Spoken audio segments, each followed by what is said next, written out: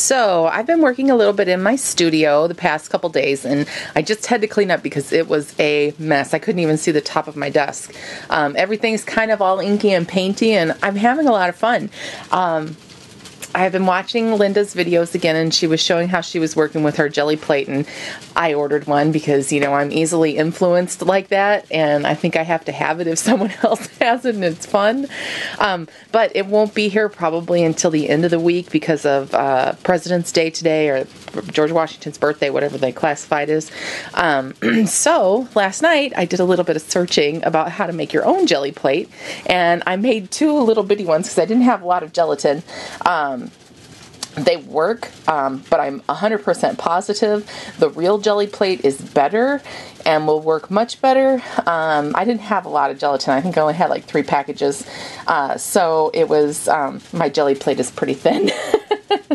It's not very big, but it does work. And if you are interested in trying the technique, but don't want to spend the money to purchase the jelly plate because they are kind of expensive, this is a great way to try it out and see if you're going to like it. I found my recipe on the Frugal Crafter on YouTube, but there are a gazillion recipes out there. Look for homemade monoprint. Look for homemade jelly plates. I think that I searched for homemade jelly plate, and that's how I found it. So, yeah, so I'm just going to share with you a few things that I made yesterday. Just the prints. I haven't made anything with them. I'm going to actually work on that today. And then I want to share with you real quick, after I hook up my camera to the tripod, one of the things, or actually, yeah, 2 of the things that I've made so far since I've been back to creating. Okay, I'll be right back. Okay, I'm going to share with you later a future haul, or a haul that I did last week from scrapbook.com, and I ended up getting some of these tags from Prima. Now this one is kind of like a peachy pink color on the back, so I thought, oh, that'll look really good as a skin tone. Well, I did end up using my Copic markers to color her skin a little bit, but I made this tag with one of the new Prima stamps. That is the, let me see if they have a name. That is Cling Stamp. It doesn't say. I always wondered why they didn't name these, and if they did name them, I can never find them.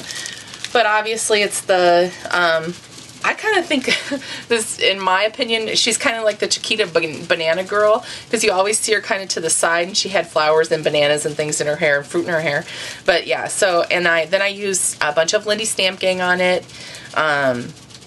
Colored it with Copic markers, and I love how it turned out. I haven't finished it yet because I don't have anything on the top, and I'm kind of thinking if I want to, you know, dirty up the edges a little bit, or if I want to leave it the way it is. I'm not 100% sure yet, so I haven't done anything. I kind of wanted to let it marinate a little bit with myself while I was looking at it to see what I thought would work best.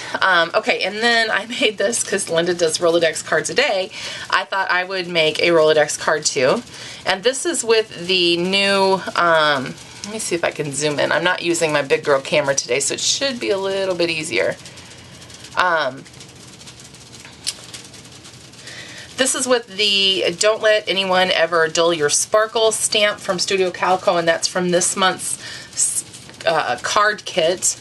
And I love that stamp. I love that saying. I thought it was a great, I actually really liked the stamp set this month. Okay, so, and then I used my new Prima stencil on it with some modeling paste, and then went over that with some gelatos that I had just rubbed on my table here. I just rubbed them out on the table and then used a paintbrush to color them. And I also used my Perfect Pearl pen, or Vivo pen, for the inside of the flowers. And then I had those little crystals that I picked up at Michael's, so I used those on there too. They really don't belong on there, but I needed something that was kind of sparkly, so I did that. And then I used a stamp that I've had for a long time on, sorry it's kind of bowed, stamp that I've had for a long time on that one. Let me dig it out here just a second. This is a Stampability stamp, and I think my friend Fran sent this to me. Not 100% sure, but I think that she did. This is from Hobby Lobby. It's called Cherry Blossom Bird.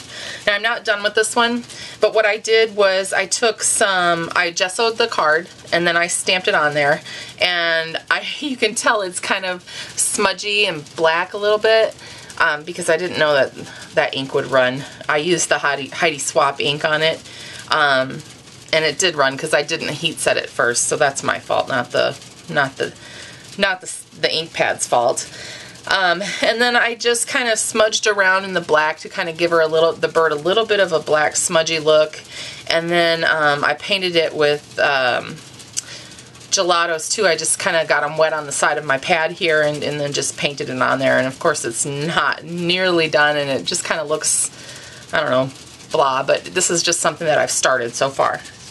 So yeah, so those are the ones that I did prior to starting this Gelli Plate Madness, because I can tell you right now, I just want to do this now. I love, love, love, love, love the things that you can make with this. And again, I haven't made anything. I've just done the painting. And this is kind of like a cast off, I guess. This is the ghost printing of a couple of the ones that I've done, but you can see how pretty and shabby it is. It's got like a mint green, a pink, and a little bit of a blue and a darker sage green.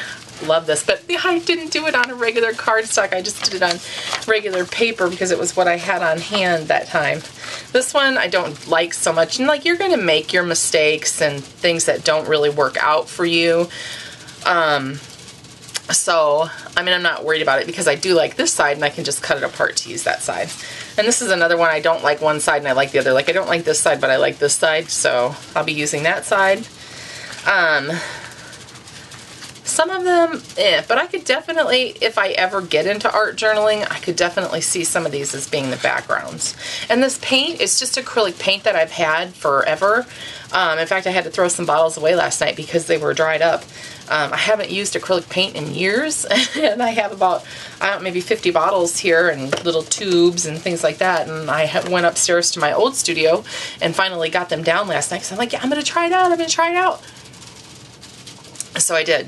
And, you know, these are some of the things that I came up with. And of course, like I said, when you're using the real Gelli plate, it'll come out a lot better. I like this one because I used some bubble wrap on it, and you can see the bubble wrap as the little texture on there. And these I'm definitely going to use because then these again are using that pink, that sage green, mint green, and some blue, and I really love how those turned out. This one needs a little bit, so I'm going to keep adding to it. And that's the other thing, you can just keep adding to these things. This is where I've been wiping off my brayer, one of the pages, and you can see it's all pink and purple and green. And then I have these that I tried out with my other Prima stencil. This one I had too much paint, so it didn't really work out too well, but this one came out pretty good. Okay, and then I've got a couple more Rolodex cards, and I like the colors on these two. It's a gold and a green, really pretty. And then this one has some white cast off on it. Ooh, white cast off. And then this is one of the things that I made kind of to give texture. Oops, it stuck. I just used some decorative scissors on a piece of chipboard, like lightweight chipboard, and made some edges. I've got some pinking shears and then like a Baroque shear on this one. And then this was my other cast off page, like where I roll out my brayer. So I had a lot of fun doing this last night, and I think I'm going to do a couple more this morning and then see what I can come up with for my Rolodex cards, or to make a card, like use this as a card front. Or maybe stamp one of the new Prima Girl stamps on it. I think that would look really cool on this one. So I'm going to do that. I might play a little bit this morning. I do have a couple orders that I need to get done. So I'm probably going to do those first because I have to make sure that I stay in the habit of keeping my work done. Because I have a couple weddings coming up and I have a schedule that I need to follow for them, for myself, so that I can make sure that everything is done in plenty of time for the bride. So, yeah. So I'm going to go ahead and get to that, and we'll talk to you soon. Thanks for watching.